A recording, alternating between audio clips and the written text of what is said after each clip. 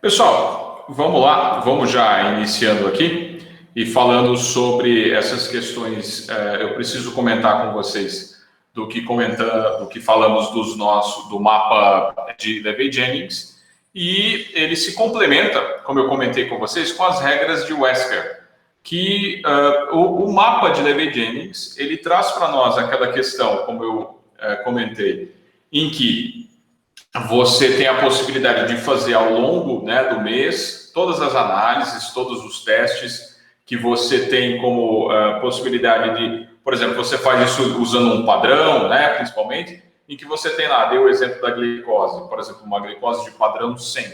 Você tem lá, então, as medições todos os dias, antes das corridas analíticas, são anotados esses procedimentos, e esses procedimentos anotados montam o nosso gráfico de Levi-Jennings, em que você precisa, em primeiro lugar, fazer a análise do valor das médias. A média aqui para ele é uma média simples. Basicamente, você vai pegar os resultados que você atingiu ao longo desses dias em que você fez a corrida. Geralmente, aí, sei lá, se o seu laboratório abre de segunda a sexta, são 20 dias. Se forem 24 horas, são 30 dias, enfim.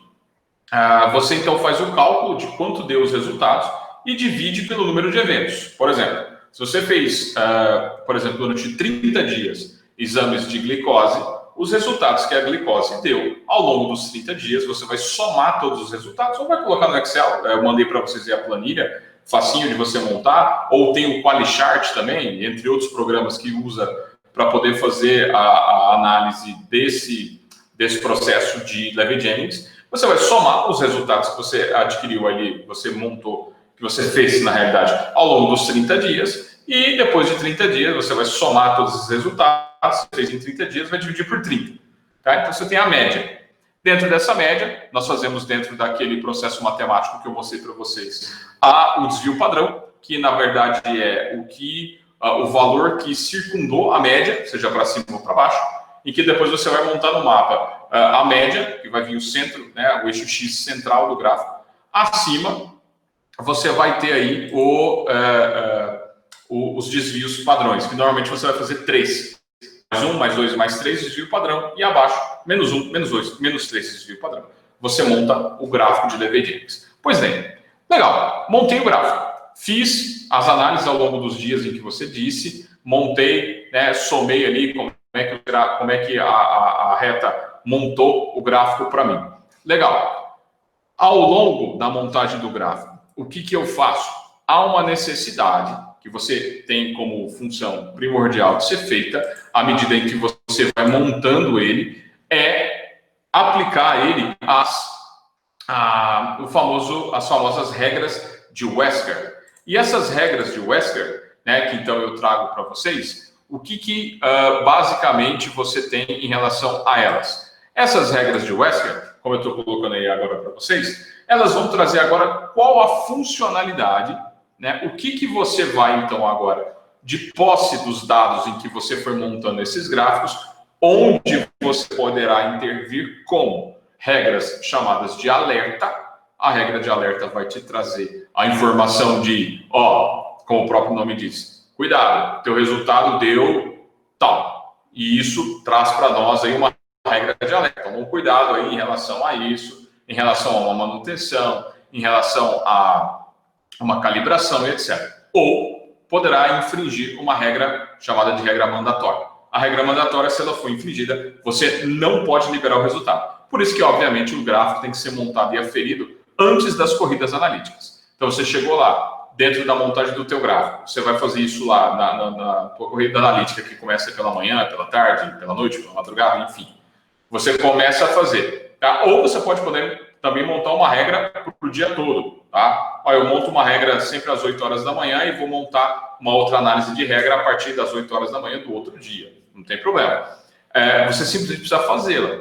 Porque dependendo do resultado que der e você jogar na regra para fazer uma avaliação, se o seu resultado ele pode ou não ser liberado, você tem que fazer isso, então, obviamente, antes das corridas analíticas. Porque se der um resultado que não pode ser liberado, você não pode continuar a corrida, você tem que voltar, você tem que fazer ali uma análise, tem que fazer uma série de análises para poder saber o que está acontecendo. tá? Então, para complementar o nosso gráfico de Lever Index, está aí para vocês as regras de Wechsler. A regra de Wechsler, basicamente, ela é mais um processo que faz parte do sistema de garantia da qualidade.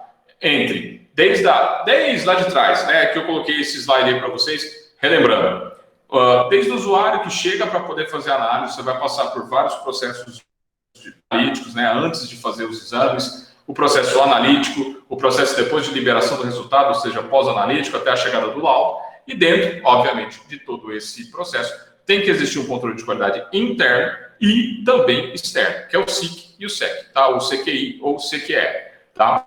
Em que você vai montar o teu sistema interno, que geralmente então vai ser balizado pelo gráfico de Lever Index mais as regras de Wechsler, e, obviamente, o controle externo, em que você solicita no PNCQ, por exemplo, entre outras empresas, ISO e etc., para poder saber se os seus resultados, se sua operação está garantida e está bacana.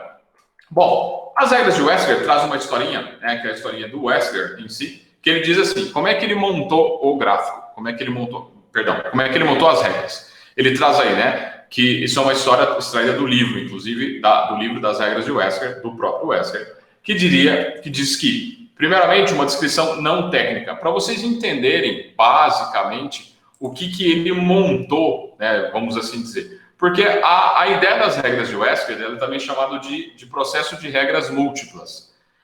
Esse processo, então, chamado de processo de regras múltiplas, é mais ou menos o que ele conta aqui, né? Ele faz uma alusão aí a uma questão cotidiana. Ele diz que quando a filha dele, chamada Kristen, era jovem e morava com eles, ela gostava de ir para a festa. Então, um dia, né, quando ela me contou que pretendia sair e voltar tarde, mais uma vez, ele sentiu a necessidade de exercer um controle paterno, né, sobre as horas. Então, olha só, ele criou um sistema de regra múltipla, que é o que a gente vai ver que dá para ser montado dentro do gráfico de Lever Index. Ele disse a ela, ó, se ela voltasse uma vez após as 3 horas, tá, da manhã, então vamos supor, ele coloca entre parênteses aí, ou seja, ela violou a regra 13S. S, lembrando vocês, S é o desvio padrão. Tá? Então ele falou para ela, ó, se você voltar uma vez depois das 3 da manhã, ou ainda 2 vezes depois das 2 da manhã, ou 4 vezes depois da 1 hora da manhã, ela estaria em apuros. Então olha só como é que ele montou para ela. Ó, você está ferrada, vamos assim dizer. Se você voltar um dia depois das 3 horas da manhã, já era. Você não sai mais, por exemplo. Zebrou o negócio. Eu falei para você voltar, era por exemplo, você tinha que estar voltando aí, qual que é a média? A média para você, porque ele não colocou aí, mas, por exemplo, qual que é a média? A média é até meia-noite. Se você voltar um dia depois das 3 horas da manhã, já era. Você está de castigo, por exemplo. Ou, se você voltar 2 vezes depois das 2 horas da manhã, você também está de castigo. Ou seja, se ela voltar uma vez depois das 2 horas da manhã, vai ser uma regra de alerta para ela. Mas se ela voltar 2 vezes, essas 3 regras que eu estou mostrando aí para vocês são regras mandatórias. Se ela voltar uma vez depois das 3 horas da manhã, castigo, já era, você não sai mais. Se você voltar 2 vezes depois das 2 da manhã, na segunda vez, já era, castigo. Ou se você voltar 4 vezes depois da 1 hora da manhã, já era também. Então concordam que se ela voltar uma vez depois das 3 da manhã, já era. Mas se ela voltar uma vez depois das 2 horas da manhã, ela viola a regra 12S, então, ou seja, ela não é mandatória. Ela está só de alerta. Agora, se ela voltar também depois da 1 hora da manhã, seria 4 vezes. Então, se ela voltar uma vez, alerta. 2 vezes, alerta. 3 vezes, ainda é alerta. Voltou a 4ª, é mandatório. Tá? Isso é o que a gente chama de regra múltipla de controle. Então, ele comenta, né, sobre todo esse procedimento, sobre como é que ele montou essa questão das regras múltiplas. Mas, trazendo aqui para nós, então, as regras de Wechsler. Basicamente, são 6 regras, pessoal, tá? Que são comumente utilizadas, dos quais 3 são alerta. Ou seja, alerta, você até pode liberar o resultado.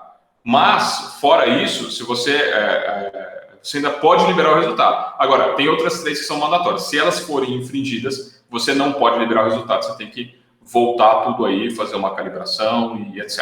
Entre outras questões. Então, ele fala lá, a violação das regras de alerta deve ativar uma revisão dos procedimentos de teste, performance e reagentes. Tá? E a violação da mandatória é uma rejeição de resultado, tá, na bateria de testes, então você tem que ó, pera lá, vamos ter que recalibrar o aparelho, vamos ter que fazer uma avaliação de pipetagem e por aí vai, tá bom? Lembrando, se vocês tiverem qualquer dúvida aí, desde lá do mapa, etc e tal, é só me chamar aqui via áudio, ou mandar aí a mensagem no chat, ou no YouTube, se tiver alguma dúvida depois, manda para mim aqui. Então, beleza, até aqui ficou claro aí para vocês? Vocês estão entendendo o que são regras de alerta? Agora eu vou mostrar uma por uma para vocês. Quem está aqui online comigo nesse momento, tá ok, pessoal? Glenda, Amanda, Kelly, Ana, Eduardo, Bruna, Bianca, tudo certo? Beleza. Então, ó, vamos comigo aqui para vocês então analisarem, tá? Matheus, todo mundo aí. Vamos lá. Então, para vocês conhecerem agora então quem são essas regras.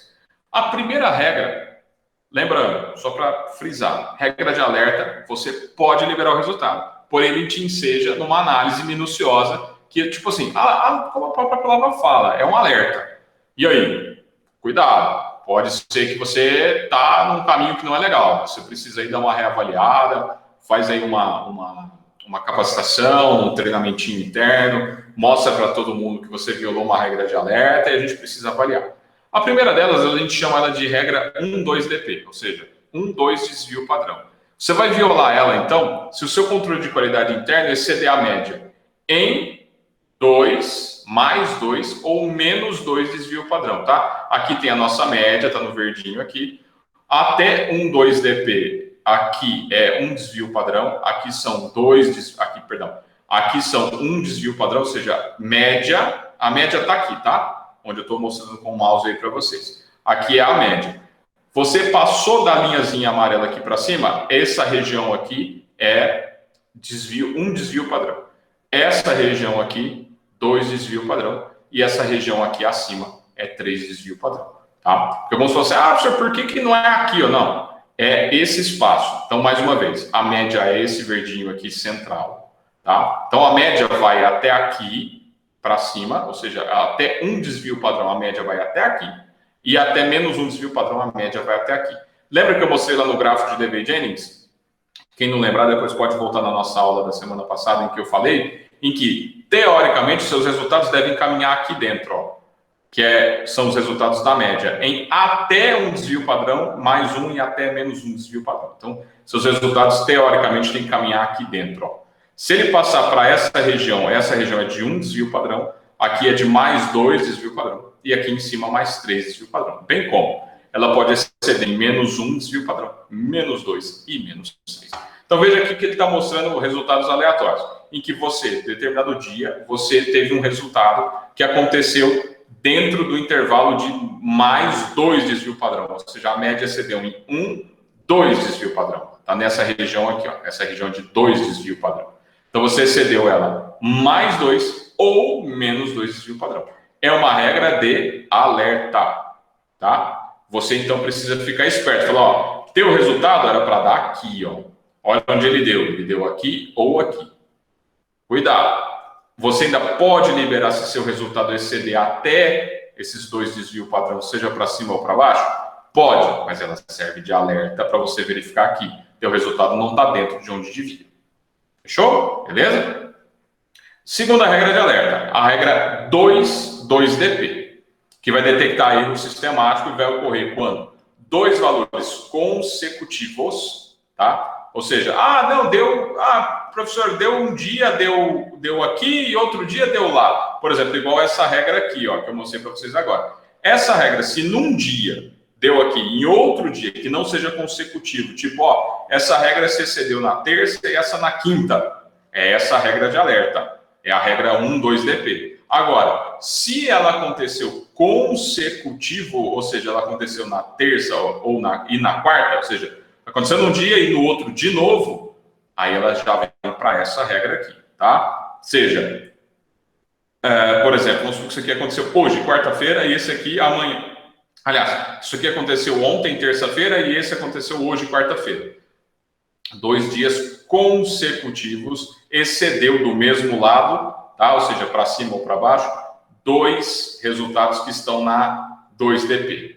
Ainda é um alerta, é o alerta final, inclusive. Ó, depois daqui não dá para liberar teu exame, tá? Ou seja, menos 2DP. beleza? Então, lembrando, em dias consecutivos, excedeu a regra, excedeu a média, 2 dias, excedeu 2 desvio padrão em dias consecutivos para cima ou para baixo, é considerado ainda de alerta 2DP, beleza? E a regra de alerta ainda, que você pode considerar, é quando também em 4 dias consecutivos, ou seja, segunda, terça, quarta e quinta, por exemplo, você teve uma alteração, excedeu um desvio padrão, um só, ó, tá? A média era aqui, lembra? Aqui você excedeu um desvio padrão para mais ou para menos em 4 dias seguintes. Está mostrando que há uma tendência de erro para você, tanto para cima quanto para baixo. Tá? Precisa melhorar a manutenção de instrumento, de aparelho, etc. Então, essas são as regras de alerta. Relembrando, quem são as de alerta? Quando você excede 2 desvios padrão, aleatoriamente. Se você excede 2 desvios padrões, mas em dias consecutivos. Ou quando você excede um desvio padrão, mas em 4 dias consecutivos. Fechou? Essas são as regras de alerta. Agora, eu tenho regra mandatória. As regras de alerta, você ainda libera o resultado, só te enseja uma análise e uma manutenção. Regra mandatória, atingiu a regra, não pode liberar o resultado.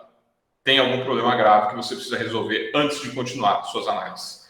Quais são as mandatórias? A mandatória é chamada de 3DP, ou seja, seu resultado excedeu em 3 desvios padrão, seja para mais, seja para menos, teu resultado está errado. Não pode liberar, é mandatória. Tem que voltar, tem que reavaliar todo o teu teste para trazer de volta aqui para a região das médias, para aí sim você poder liberar seus resultados.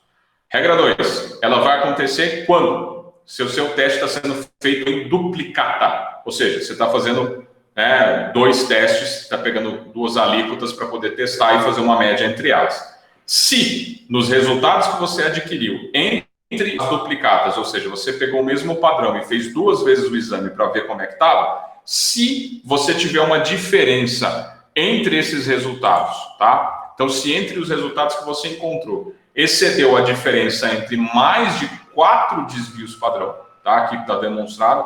Por exemplo, vamos supor aqui que a média fosse 100 e o desvio padrão fosse 5. Então, aqui você tem 100, né, de média, 105, 110, 115. E aqui 95, 90, 85. Tá? Se a diferença entre seus resultados, se o desvio padrão é 5, 4 desvios padrão vão ser 20. Se os seus resultados entre as duplicatas der maior ou igual a 20 de diferença, vamos supor, um resultado deu 120 e outro deu 100, deu 20 de diferença. Não pode. Tem alguma coisa errada. Como é que pode 2 exames idênticos que você está fazendo em duplicata dar mais de 20, tá, de diferença, ou seja, dar mais de 4 desvio padrão de diferença? Não pode liberar o teu teste. Tem alguma coisa errada. Precisa voltar. Ou ainda, quando em 10 consecutivos, ou seja, você vai ter que pegar 10 dias de análise dos teus testes e estiver do mesmo lado da média. Tá? Todos os seus testes deram média para cima. Ó. Média mais 1, 2 ou 3. Perdão, se for 3 não pode liberar, né? Se não infringiu nenhuma das regras anteriores e todos os seus resultados sempre dão, nos últimos 10 dias, sempre acima da média, não belisca nenhum para cá, ó, nenhum pro, tipo, se a média for 100, nenhum deu 98. Todos dão 101, 102, 104, 106, todos para cima, tá? Ou para baixo, tá? Se der 98, 96, 94, todos dando aqui, ó. Se tiver todos aqui abaixo da média ou acima da média, também é uma regra mandatória. No 10º dia, você corta o resultado, porque tem um erro de tendência aí, tá? E aí você, então, se for uma regra de alerta, você pode aceitar um ensaio, mas você tem que fazer uma reavaliação do teu processo.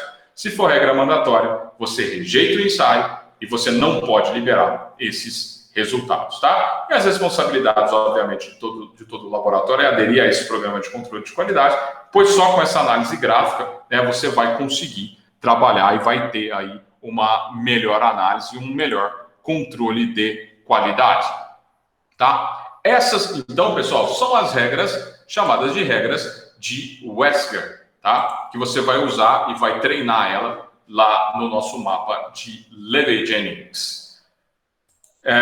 Sobre a parte de gráfico, pessoal, era isso daí que eu tinha para a gente finalizar da parte do gráfica que eu falei para vocês de Levi Jennings e Wesker. Antes de eu trazer para vocês já o nosso estudo dirigido e falar sobre as atividades, seja se você está vendo depois pelo YouTube, como sempre, traz depois a informação para mim. Para vocês que estão aqui, antes de eu falar das atividades e dos mapas mentais e etc. Ficou claro a questão do Wesker? Se tiver alguma dúvida, manda via áudio ou manda mensagem aqui, que eu comento sobre ela para ficar gravado aí para o nosso YouTube também, para vocês verem depois. Dúvida aí, pessoal? Bruna, Bianca, Eduardo, Bianca, Kelly, Ana, Ariana, Amanda, Glenda. Vocês ficaram com alguma dúvida? Matheus? Tranquilo? Beleza. Então, se tiver qualquer dúvida depois na hora de estudar, na hora de rever o mapa, é claro que pode ser que surjam alguma dúvida, vocês podem me chamar aqui. Beleza? E sobre o nosso mapa, sobre os nossos mapas também, e sobre a nossa atividade, que é o estudo dirigido, deixa eu trazer aqui então para vocês quem é, então, para a gente fazer a questão das entregas e dos processos. Bom, agora vocês veem aí o nosso estudo dirigido.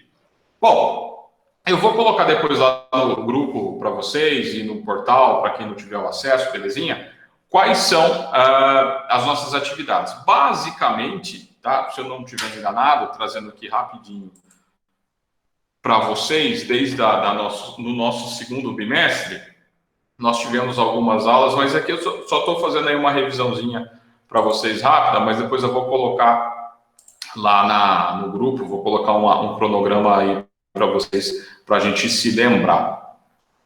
Eu sei que até nas outras disciplinas, nós tivemos a aula, então, ó, vai começar, de onde que vocês têm que me enviar as atividades da disciplina, ou o mapa, tá? Por exemplo, Ishikawa tem atividade própria e tal.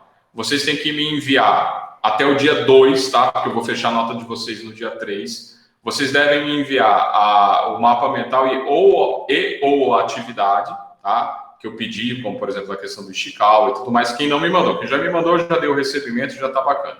Vocês vão me enviar a atividade que desenvolvemos de Ishikawa na aula do dia 13, tudo está aqui bonitinho no nosso canal, tá? Então é a aula do dia 13. Depois nós vamos ter, na aula mesmo do dia 20, nós tivemos a Semana da Biomedicina. Depois nós temos a aula do dia 27, tá? Do dia 27 de maio, a aula em que falamos, entrando aqui para falar para vocês sobre o benchmarking, tá? Na aula do dia 27 de maio. Depois nós tivemos a aula do dia 3 de junho, que está também aqui no nosso canal, que é a aula sobre a análise do PDCA e o 5W2H, que tivemos atividade também. Depois tivemos a nossa aula do dia 10, né, do dia 10 de junho, que foi sobre, pegando aqui para vocês, a matriz Guth, que vocês vão alinhar ela com aquele exercício com o 5W2H. A aula do dia 17, que foi a aula de Levi Jennings, que eu trouxe para vocês na semana passada. E mais um mapa hoje das regras de Wesker, que vocês fiquem à vontade para fazer um mapa usando as duas... Pode fazer um mapa só, tá? Juntando regra de Wesker da semana passada e juntando o gráfico de Levi Jennings da semana passada, mais aqui o gráfico, a regra de Wesker, tá? Pode fazer num mapa só, fechou? Então, são essas as nossas atividades dos mapas mentais e as atividades em si, que alguns já até me enviaram, do 5W2H, etc. Fechou? Então, começa lá na nossa aula do dia 13, tirando a aula do dia 20, que foi a semana, depois nós temos as outras aulas que perfazem aí as atividades e os mapas mentais que deverão ser me enviados até o dia 2, tá? Até a quinta-feira da semana que vem, que na sexta-feira eu fecho as notas. Além disso, para completar os 20 pontos, para poder fazer aqui as correções e lançar para vocês, nós temos o estudo dirigido que está aí para vocês, tá? São essas 8 perguntinhas, que nada mais serão do que você pegar o mapa que você já criou, por exemplo, e trazer para nós aqui agora, como se você estivesse agora apresentando um mapa para mim, tá? Então, você vai contar para mim, na questão 1, o que é para você, então, o gráfico de Levi Jennings e as aplicações dele no sistema de controle de qualidade.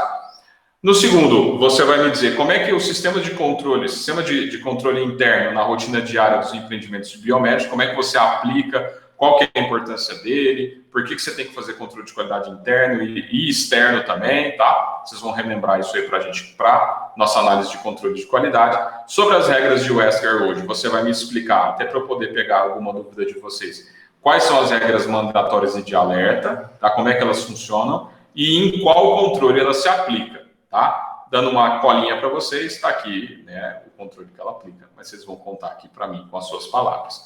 Na função da padronização da qualidade biomédica, enunciando as séries ISO 9014, que é a qualidade de meio ambiente, para os seus relatos, o quão é importante você ter essa padronização, como você implantaria o sistema de 5S para um laboratório, e aqui, pessoal, o que eu gostaria que vocês trabalhassem? Todas as ferramentas. Eu quero montar isso aqui. Professor, eu posso explicar como é que eu vou montar isso, correlacionando as ferramentas, fazendo um benchmarking. Gente, quanto mais vocês viajarem no bom sentido de controle de qualidade e correlacionar uma na outra, melhor é. Na questão de número 6, como a biossegurança é fundamental, tá? E aqui eu gostaria que você falasse bastante, eu coloquei essa questão propositalmente para você comentar também, por exemplo, sobre as questões do Covid que está aí, sobre essa questão de pandemia, tá? Então, a questão 6, você vai trazer aí para nós essa questão, tá?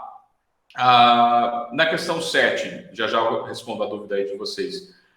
Supondo que fazendo um mapa de Levy-Jennings, que a gente viu na semana passada, e você vai aplicar a regra de Wesker, que vimos hoje, você começa a observar que tem havido erro, seja de alerta ou mandatório. Como é que você usa o 5W2H para resolver esses erros? Então, veja que agora você vai conectar as aulas que vimos na semana passada de Levy-Jennings mais Wesker hoje e a ferramenta. Tá tendo problema. Como é que eu posso fazer para resolver? Usa GUT, usa 5W2H, tá aqui para vocês relembrarem, tá? E por fim, explanar para vocês, até como um feedback para mim, o que o controle de qualidade para o biomédico gestor, o que trouxe essa disciplina, por mais que a gente estivesse num momento diferenciado, que seja aqui remoto, né? Mas o que você conseguiu entender, tá? E se você achar que não foi bom ou por qualquer motivo não gostou, por favor, traga também.